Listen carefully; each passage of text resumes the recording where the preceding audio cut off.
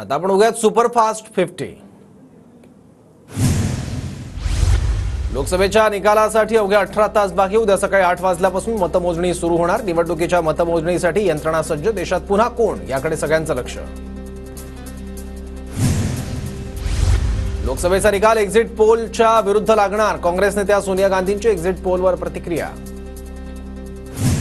महाराष्ट्रात महाविकास आघाडी 30 पेक्षा जास्त जागा जिंकणार. संजय राऊतांचा दावा. निवडणुकीत जातीपातीच्या राजकारणाचा फटका बसतच असतो, मात्र निवडणुकीत माझा विजय निश्चित. महायुतीच्या बीडच्या उमेदवार पंकजा मुंडेंना विश्वास. एक्झिट पोलमध्ये फक्त अंदाज व्यक्त करण्यात आलाय, मात्र उद्या गुलाल आम्हीच उधळणार. मवियाचे पुण्याचे उमेदवार रवींद्र धंगेकरांकडून विश्वास व्यक्त. संभाजीनगर निकाल महायुतीच्या बाजूने लागेल, तर 1 ते 1.5 लाखांच्या फरकाने माझा विजय होईल. संदीपान भुमरेंचा विश्वास. मतमोजणीपर्यंत भुमरेंनी विजयाच्या संभ्रमात राहावं. सर्व पोल खोटे ठरतील, तर कार्यकर्त्यांनी निकाल येईपर्यंत संयम बाळगावा. अंबादास दानवेंची प्रतिक्रिया. माझा एक्झिट पोलवर नाही तर जनतेच्या मतांवर विश्वास. नागपुरातील जनता माझ्या पाठीशी. काँग्रेस उमेदवार विकास ठाकरेंना विश्वास. 1 लाखाच्या मताधिक्यानं निवडून येईल. रावेर मतदारसंघात इतिहास घडणार. रावेरचे मवियाचे उमेदवार श्रीराम पाटलांचा दावा. श्रीराम पाटील आणि रक्षा खडसेंमध्ये लढत. निकालाची दागदूक असली तरी विजयाची खात्री. लोकांनी भरभरून मतदान केलंय. माझा विजय पक्का. राजभाऊ वाजेंकडून विश्वास व्यक्त. निकालाची काळजी नाही, लोकांच्या प्रेमामुळे आमचा विजय निश्चित. तर काहींनी गद्दारी केली, त्यामुळे नागरिकांमध्ये नाराजी. संजोग वाघेरेंची श्रीरंग बारणेंवर टीका. निकाल आमच्या बाजूने लागणार. वर्धा लोकसभेत राष्ट्रवादी काँग्रेसचा झेंडा फडकणार. वर्धा लोकसभेचे मवियाचे उमेदवार अमर काळेंचा विश्वास. माझा प्रत्येक कार्यकर्ता उद्या दिवाळी साजरी करणार. 100% माझा विजय होणार. मवियाचे उमेदवार निलेश लंकेंकडून विजयाचा विश्वास व्यक्त. आमच्या नादाला लागू नका. आमच्या भूमिका आम्ही ठरवतो. आमदार रवी राणांनी केलेल्या दाव्यावरून राऊतांचा पलटवार. उद्धव ठाकरे निकालानंतर मोदींसोबत जातील. उद्या राऊतांनी सोबत डॉक्टर आणि बीपीच्या गोळ्या ठेवाव्यात. रवी राणांची उद्धव ठाकरे आणि संजय राऊतांवर टीका. उद्धव ठाकरे त्या खिडकीमधून प्रवेश करतील आणि ताकदीनं मोदीला सपोर्ट करतील. ही काळ्या दगडावरची पांढरी रेग आहे. निकालाच्या आधी 2-3 डॉक्टर ठेवायचे, चांगले औषध घेऊन ठेवायची, कारण उद्या 3री बायपास सर्जरी करायची गरज नाही पडली पाहिजे संजय राऊतची. रवी राणांना काय स्थान आहे. रवी राणा लोचटपणे भाजपच्या मागे पळतात. राणांनी ठाकरेंवर केलेल्या दाव्यावर वरट्टीवारांची टीका. काय कुठलं स्थान आहे त्या रवी राणाचं. लोचटपणे भाजपच्या मागे धावणारा माणूस, न बोलवताही पडणारा माणूस, जबरदस्ती न चिपकणारा माणूस, अनेक ठिकाणी अनेक वेळा स्वतःचा निर्णय बदलणारा माणूस, त्या माणसाला किती महत्त्व द्यायचं. जेपी नड्डा यांच्या निवासस्थानी भाजपची महत्त्वाची बैठक. अमित शहा विनोद तावडेंच्या उपस्थितीत नड्डांच्या निवासस्थानी बैठक. निवडणूक निकालाआधी अमित शहा, नड्डा, राजनाथ सिंग यांच्यात चर्चा. जयंत पाटलांकडून कार्यकर्त्यांना सतर्क राहण्याचं आवाहन. सत्ताधाऱ्यांकडून दिशाभूल करून मतमोजणी प्रक्रियेत फेरफार केला जाण्याची दाट शक्यता.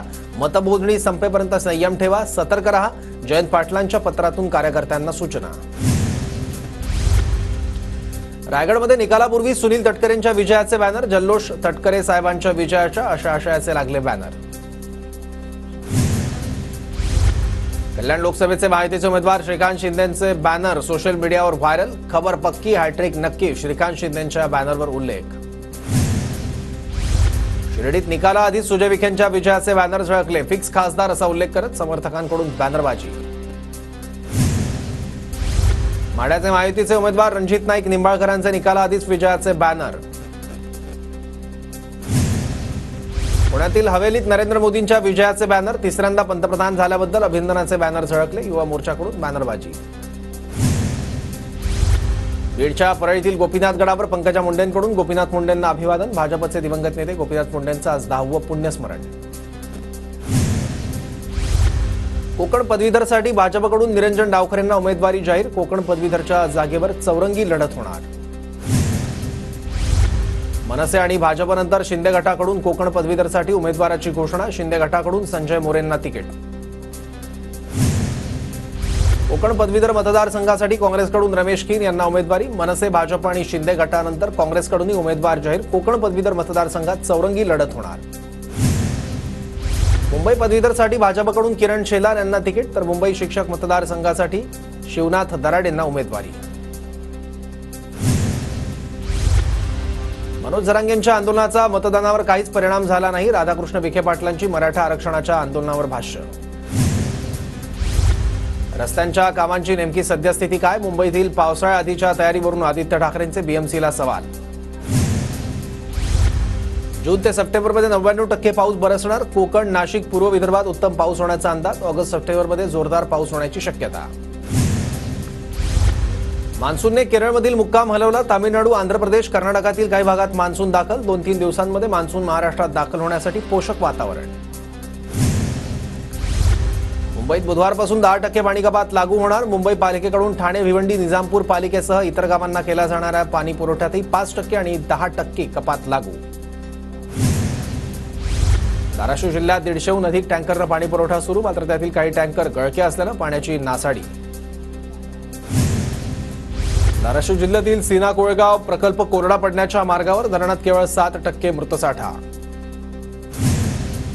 जायकवाडी धरणात फ्लेमिंगो पक्ष्यांचं दर्शन. उन्हाळ्याच्या शेवटी देखील फ्लेमिंगो पक्ष्यांचं दर्शन. पक्षीमित्र सुनील पायगन यांनी कॅमेऱ्यात टिपलं चित्र. डोंबिवली परिसरातील 25 कंपन्या बंद करण्यासाठी नोटीस. एमआयडीसी आणि प्रदूषण नियंत्रण कार्यालयानं नोटीस पाठवली. डोंबिवलीतील स्फोटानंतर धोकादायक कंपन्यांच्या स्थलांतराचा निर्णय. डोंबिवलीच्या अमुदान कंपनी स्फोटाच्या चौकशीसाठी 5 सदस्यीय समितीची स्थापना. अमुदान केमिकल कंपनीच्या स्फोटात 12 जणांचा मृत्यू. पाय दाबायला लावणाऱ्या पोलीस अधिकाऱ्याची चौकशी होणार. पुणे वाहतूक विभागाकडून पोलीस अधिकाऱ्याच्या चौकशीचे आदेश. नांदेडमध्ये भक्ती मेडिकलच्या 2 औषधी दुकानांना शॉर्ट सर्किटमुळे आग. आगीत लाखोंचं नुकसान. पुण्याच्या शिरूर तालुक्यात 350 पेक्षा जास्त रोहित्रांची चोरी. चोरीच्या घटनेनं शेतकरी हैराण. चोरट्यांच्या मुसक्या आवळण्यात पोलिसांना अपयश. दुर्घटना प्रसंगी मदत कार्यासाठी मुंबई गोवा महामार्गावर 15 टनी क्रेन नाही. प्रशासन निद्रिस्त. रत्नागिरी, सिंधुदुर्ग आणि रायगडमध्ये 15 टनी क्रेन आवश्यक. नाशिक रोड परिसरात पुन्हा एका माजी नगरसेवकावर हल्ला. गाडीला कट मारल्याच्या कारणावरून 2-3 अज्ञातांकडून हल्ला. लातूर जिल्ह्यातल्या हणमंत जवळगा गावात भीषण पाणी टंचाई. टँकरची वाट पाहत गावकऱ्यांना रात्री उशिरापर्यंत जागा राहण्याची वेळ. पाणी टंचाईकडे प्रशासनाचं दुर्लक्ष. लातूर जिल्ह्यातल्या हणमंत जवळगा गावात भीषण पाणी टंचाई. टँकरची वाट पाहत गावकऱ्यांना रात्री उशिरापर्यंत जागा राहण्याची वेळ. बारामतीत पाणी टंचाई. तालुक्यात 17 गावं आणि 207 वाड्यांना टँकरनं पाणी पुरवठा सुरू. पाण्यासाठी नागरिकांची वणवण. गोंदिया जिल्ह्यात यंदा तूर लागवडीच्या क्षेत्रात मोठी वाढ होणार. 5700 हेक्टर क्षेत्रावर तुरीची लागवड प्रस्तावित करण्यात आली आहे. खेड कृषी उत्पन्न बाजार समितीत चवळी, वाटाणा, गाजर आणि कारल्याची आवक घटली. आवक घटल्यानं बाजारभावात वाढ. पुण्याच्या मंचर कृषी उत्पन्न बाजार समितीत 10 किलो कांद्याला मिळाला 275 रुपये बाजारभाव. कांद्याच्या बाजारभावात वाढ.